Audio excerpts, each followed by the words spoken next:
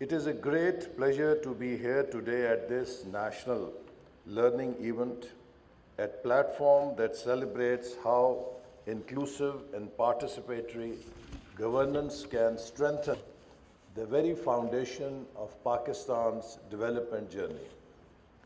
I commend the Foreign Commonwealth and Development Office, Oxford Policy Management, provincial partners, and all the stakeholders who've invested their energy, commitment, and vision in Aawaz II. The Ministry of Planning, Development and Special Initiative deeply values such collaborations because inclusion and accountability are not optional. For us, they are core principles of how we envision Pakistan's future under Uraan Pakistan. Aawaz II has given us a living model of what it means to make governance inclusive. Through its networks and forums, Aawaz II has brought forward the voices of those who are often left unheard: women, youth, persons with disabilities, minorities, and vulnerable communities. It has addressed harmful practices, strengthened child protection, tackled gender-based violence, and created safe digital spaces to counter hate speech and misinformation, something which is very close to my heart because I was myself victim of hate speech on digital spaces when in 2018 one youth inspired by those hate messages tried to take my life, and that bullet that he fired with his gun is still in my body, and every day reminds me the need to take out this virus from our nation's mind. I remember attending a conference in France after 9/11 on extremism, where people were discussing that how humans can turn very violent, and go into extreme violence for their ideas.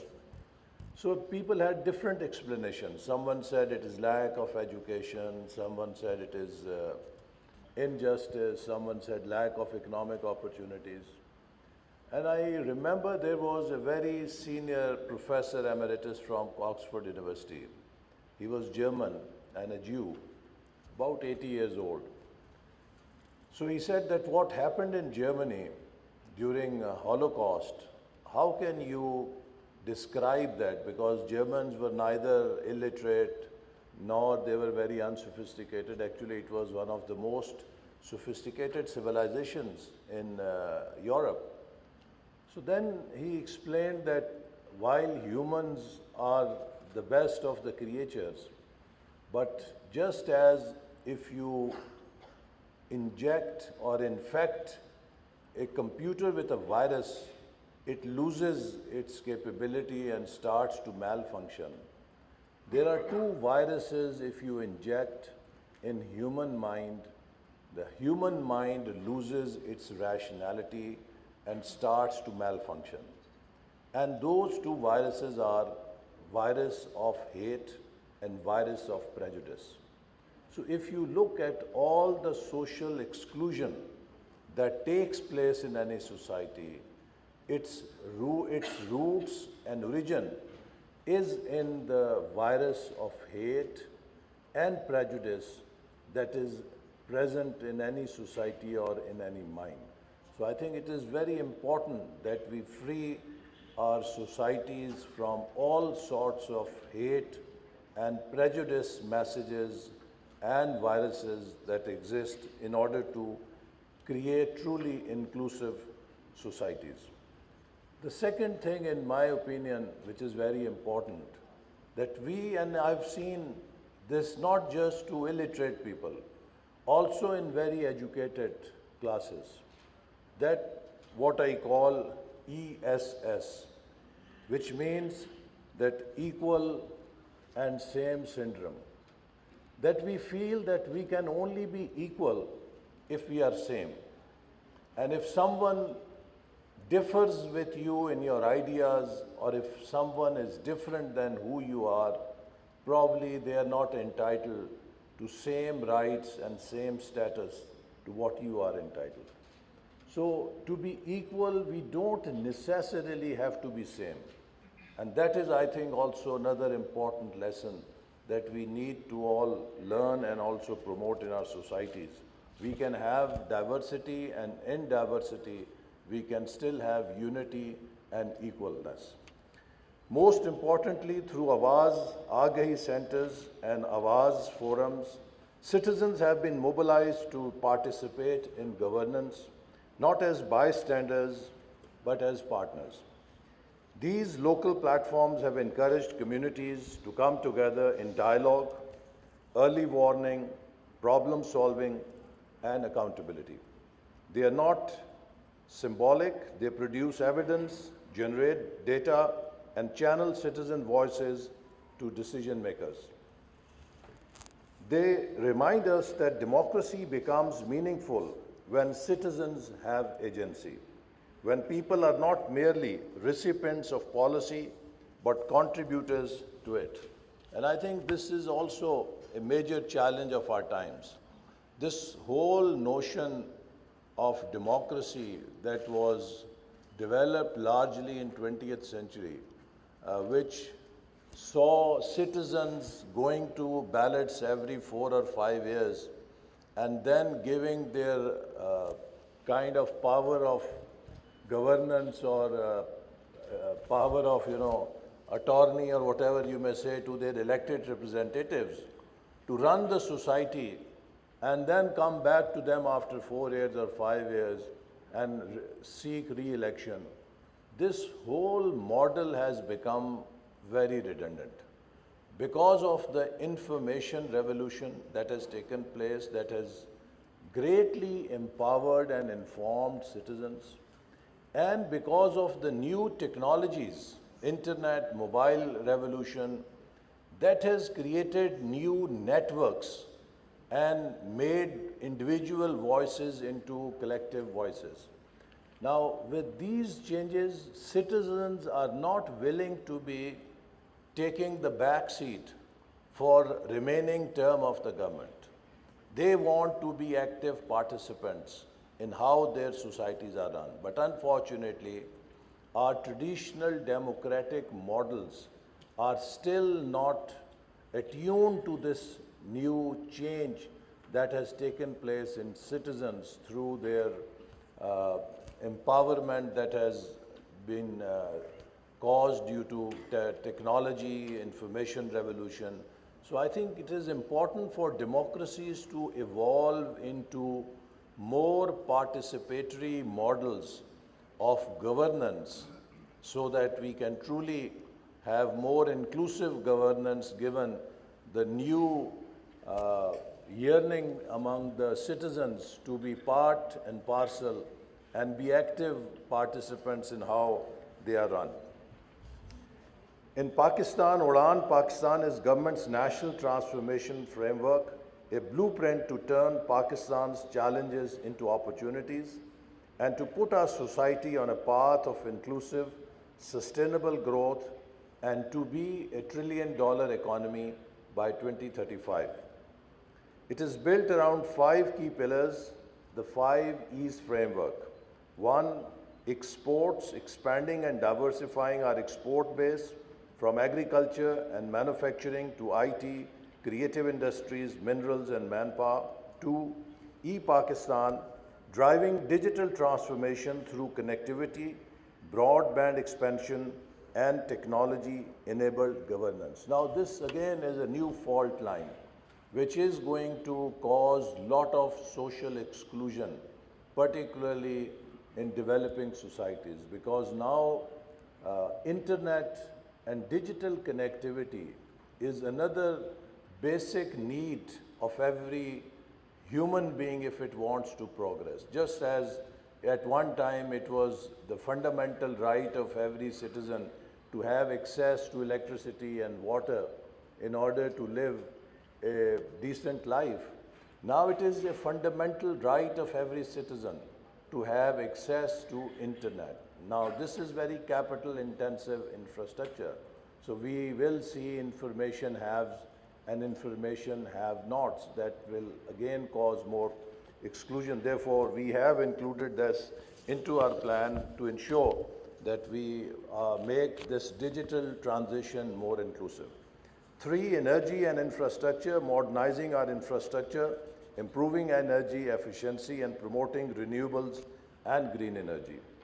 4, environment and climate change, ensuring water and food security and building climate resilience for our future generations. Now, Pakistan, again, being a very vulnerable country, rather one of the most vulnerable countries, also has this climate change threat to exclusion, because whenever you have disasters, these disasters impact poor and marginalized communities more and further cause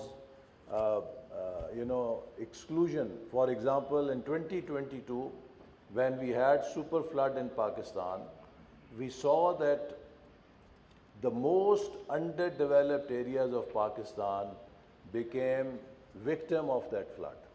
So in those areas, we already had poverty. In those areas, we already had malnutrition. So now we were left with hyper poverty, hyper malnutrition. So, these climate disasters particularly affect women more, marginalized more, poor more.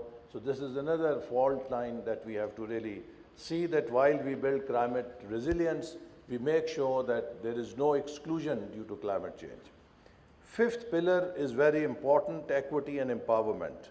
So we have included this as part of our 5 E's framework, promoting social justice, inclusion and opportunities for youth, women and marginalized communities. At its heart, Uraan Pakistan is about inclusive progress, where every citizen, every region and every community moves forward together and no one is left behind. And that is where Aawaz II becomes so relevant. It is helping us translate the equity and empowerment pillar of Uraan Pakistan from paper to practice. It is showing how governance can listen, respond, and evolve when citizens are part of the process. No transformation is possible without our youth. In Pakistan, 2/3 of our population is under 30 years. They are our greatest strength and our biggest responsibility. Under Uraan, the Ministry of Planning has launched a series of youth initiatives that makes governance youth participatory and future ready. The Young Peace and Development Corps is a flagship network with 131 chapters in 42 cities, leading over 650 youth-led initiatives. It connects students from more than 130 universities, training them in leadership, civic responsibilities, and peace building, preparing them to be change agents in their communities and also to be direct participants in our economic development programs. Our Uraan Summer Scholars and Overseas Scholars program connect talented Pakistanis from abroad to policy-making inside ministries, allowing them to contribute ideas and evidence, then take back learning to their global networks. This year we had first program, and I was amazed how youth came from world's best universities like Oxford, Cambridge, and Yale, and Princeton, and whatnot. And they spent 6 weeks with us and contributed their ideas and took learning back so that they could integrate that experience into their own degree programs. The Prime Minister's Ba Ikhtiyar Naujawan Internship Program has created 60,000 paid internships nationwide, including 10,000 opportunities for youth in Balochistan and special allocations for young graduating engineers. This program bridges the gap between education and employment, giving young people the experience, skills, and confidence to shape their future by becoming market ready. To nurture long-term policy thinkers, our Young Development Fellows initiative brings early career fresh graduates into planning ministry for 1 year helping them work on project design, monitoring, and research. We are also engaging professionals and experts worldwide through Champions of Reform Network, bringing technical expertise into project appraisal and governance reform to create a model of very participatory development planning and management. Together, these efforts form a complete ecosystem of youth and citizens' engagement where learning, leadership, and service intersect. This is how we turn the energy of our young people into a force for inclusive national development. Inclusivity must also extend to our institutions. The ministry has therefore proposed allowing Urdu as an optional medium for essay papers in national competitive exams. This is not about replacing one language with another. It is about leveling the playing field. Talented young Pakistanis who studied in Urdu medium institutions should have an equal opportunity to serve their country.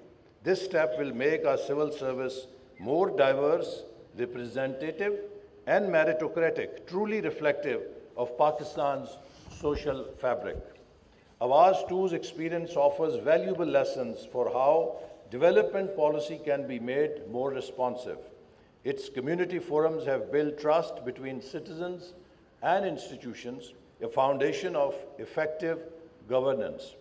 Its data and policy briefs provide evidence that can improve provincial and national planning. Its community monitoring mechanisms show how citizens' engagement reduces service delivery gaps, especially in health, education, and social protection. These lessons are essential for our Uraan governance reforms, particularly under the equity and empowerment pillar, where we are striving to institutionalize participatory governance. As Aawaz II enters the transition phase by 2027, our shared challenges is to sustain and scale its impact. I would like to highlight 5 steps that can ensure its legacy endures. 1. Institutional embedding. Integrate Aawaz forums into local and district planning systems so citizen participation continues beyond donor cycles. 2. Policy integration. Encourage provincial planning and development departments to include social audits and inclusion indicators in their annual development plans. 3. Knowledge and data preservation. Transfer Aawaz II's research and data to a national institution like Pakistan Institute of Development Economics for long-term policy use. 4. Coordination forums. Establish a federal, provincial, civil society coordination platform to keep inclusive governance models active. 5. Strategic financing. Allocate dedicated funds in budgets to scale up proven Aawaz approaches in social inclusion and local accountability. If we can achieve these, Aawaz II will not just be a successful project, it will become part of Pakistan's institutional DNA. Ladies and gentlemen, our governance section at the Ministry of Planning is already embedding community feedback, social accountability, and inclusion indicators into the Uraan monitoring and evaluation framework. We are also deepening partnerships with provinces to ensure that the equity and empowerment pillar of Uraan Pakistan is implemented in spirit, not just in documents. Aawaz II is a proof of concept that community voice and institutional accountability can go hand in hand. Our task now is to ensure that this model is mainstreamed nationwide. Friends, inclusion cannot be achieved by government alone. It requires a whole of society approach, a coalition of federal and provincial institutions, civil society, academia, development partners, and most importantly, communities themselves. I invite all partners to work with us in embedding the Aawaz model within Uraan Pakistan, not as an external project, but as a national commitment to participatory governance. Let us make Pakistan a country where every citizen feels heard, every voice counts, and every institution is accountable. Aawaz II has shown us a simple but powerful truth. When people are heard, they become hopeful. When institutions are accountable, they become trusted. And when governance is inclusive, nations become strong. As we take our flight under Uraan Pakistan, let us carry with us these values: inclusion, accountability, and responsiveness as the compass that guides our national renewal. I extend my sincere gratitude to the British High Commission, Oxford Policy Management, our provincial partners, and the Aawaz community networks, who are the real heartbeat of this initiative. Together, let us build a Pakistan where development is by the people, for the people, and with the people. Pakistan Zindabad.